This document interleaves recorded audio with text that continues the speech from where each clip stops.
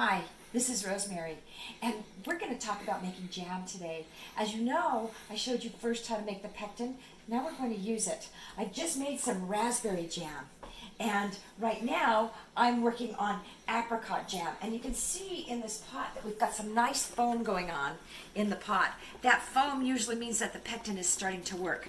What I did was take the pectin and pour it in with the raspberries, but you don't just have to use pectin that you've made from apple. You can use pectin that you've made from rhubarb or a number of other items to make that jam gel. And one of the keys is to let it boil and boil and boil. So I'm going to show you what I did last night to make these jars of raspberry jam. So I've been picking raspberries and I'm making jam. Now for this jam, I'm using some of the pectin that I made, about a cup of the pectin, but I also put in rhubarb because rhubarb has pectin in it too. Sometimes if I have enough rhubarb, I'll just put berries and rhubarb in there for pectin. But this mixture has about 8 cups of raspberries, about a cup of rhubarb chunks, a cup of apple pectin, and a cup of honey. And I'm going to let that boil down into jam. So from time to time, I'll let you take a peek at this jam as it's cooking down.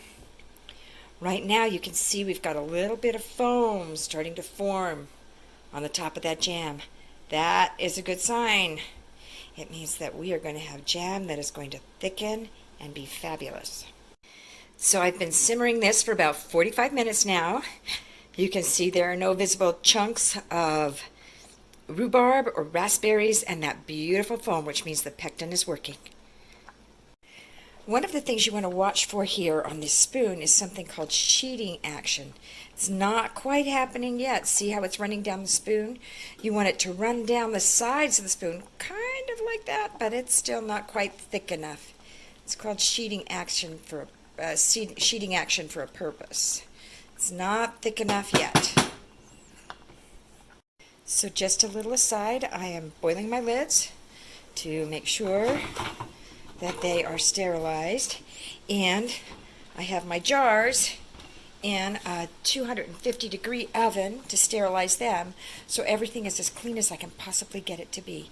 And that is even if they are new, which most of my jars are right now. The jam is starting to get that molten lava look. And now look at how you can see it sliding down the sides of the spoon. That's exactly what you want to see.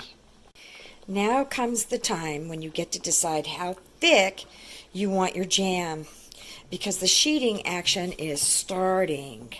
You can tell that the pectin is working by these edges of the pan that we have right here, where you can see me making tracks in jam that's already set up there. But here in the pot, it's boiling. And we can see the sheeting action starting, as you can see, the jam running down the sides of the spoon there. That's what we want to see. And now you get to decide, do I want it thick or do I want it thin? This jam is done. Look at it sliding down that spoon.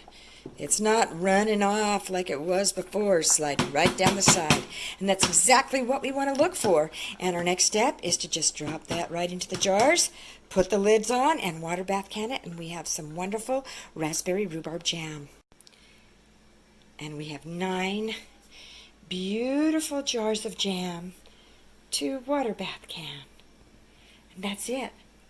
So thanks for watching. Don't forget to subscribe, and have a sweet day.